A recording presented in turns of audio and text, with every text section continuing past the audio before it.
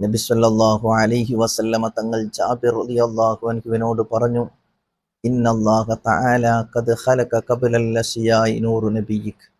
ആദ്യമായി അല്ലാഹു സുബ്ഹാനഹു തആല സൃഷ്ടിച്ചത് നിങ്ങളുടെ പ്രവാചകന്റെ പ്രകാശത്തെയാണ്.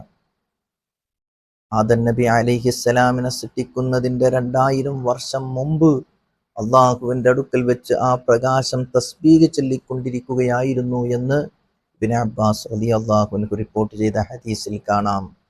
ആ പ്രകാശം തസ്ബീഹ് ചെല്ലുന്നതിനനുസരിച്ച് കൂടെ മലക്കുകളും തസ്ബീഹ് ചെല്ലുകയായിരുന്നു. പിന്നീട് അല്ലാഹു സുബ്ഹാനഹു തആല ആദം നബി അലൈഹിസ്സലാമിനെ സൃഷ്ടിച്ചപ്പോൾ ആ പ്രകാശത്തെ ആദം നബി അലൈഹിസ്സലാമിന്റെ മുതുകിലേക്ക് നിക്ഷേപിക്കുന്നു. മുത്തുനബി സ്വല്ലല്ലാഹു അലൈഹി വസല്ലമ തങ്ങൾ പറഞ്ഞിട്ടുണ്ട്, എന്നെ ആദം നബി അലൈഹിസ്സലാമിന്റെ മുതുകിൽ അള്ളാഹു നിക്ഷേപിച്ചിട്ടുണ്ട്. നൂഹ് നബി അലൈഹിസ്സലാമിന്റെ മുതുകിൽ ഞാൻ ഉണ്ടായിരുന്നു.